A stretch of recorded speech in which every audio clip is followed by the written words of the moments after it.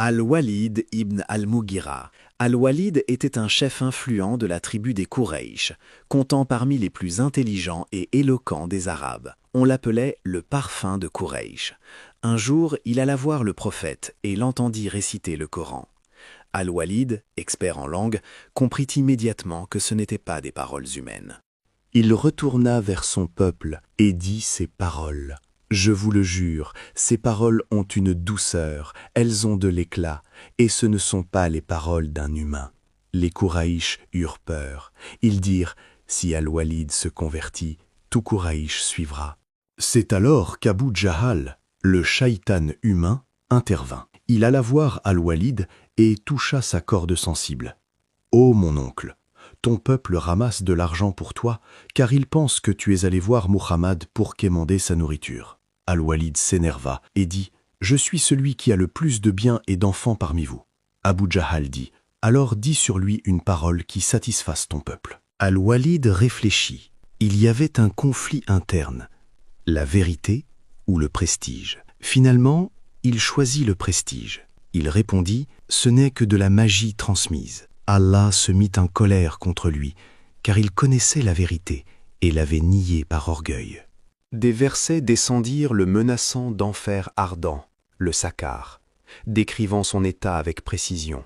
Al-Walid mourut mécréant, perdant l'ici-bas et l'au-delà, devenant l'exemple de celui qui vend sa conscience pour plaire aux gens et garder son rang social. Abraha al-Ashram. Cette histoire se déroule durant l'année de l'éléphant, qui est aussi l'année de naissance du prophète, paix et salut sur lui. Abraha était le gouverneur du Yémen, sous l'autorité du Négus. Il vit que les Arabes faisaient le pèlerinage à la Kaaba et la glorifiaient. Il pensa avec une mentalité de business et d'envie « Pourquoi tout ce bien va à la Mecque? Je vais construire une église au Yémen telle qu'on n'en a jamais vue, et j'obligerai les Arabes à y faire le pèlerinage. » Il bâtit une église immense appelée Al-Kulaïs, ornée d'or et d'argent. Mais les Arabes, par nature, restaient fidèles à la Kaaba. L'un d'eux alla dans cette église et y fit ses besoins par mépris. Abraha perdit la tête.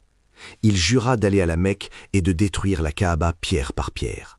Il prépara une armée immense avec des éléphants géants, dont le plus grand s'appelait Mahmoud. Arrivé aux frontières de la Mecque, il rencontra Abdul-Muttalib, le grand-père du prophète. Le dialogue fut historique.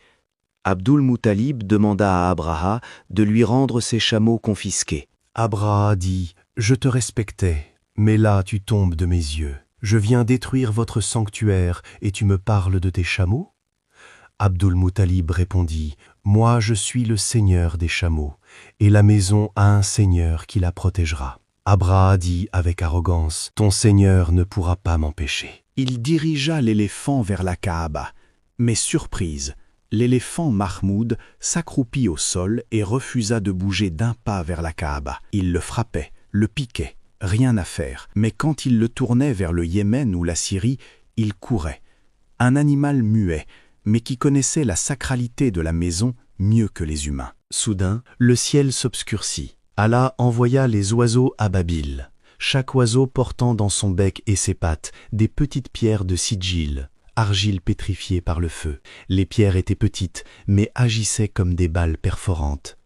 Les pierres tombaient sur les soldats et transperçaient leurs têtes jusqu'en bas. L'armée fut émiettée comme de la paille dévorée. Abraha fut blessé, retourna au Yémen, et son corps tomba en lambeaux, morceau par morceau, sous ses yeux. Il mourut de la pire des morts, et la Kaaba fut préservée par la seule puissance d'Allah. Le peuple de Had. Ces gens étaient des super-humains à leur époque.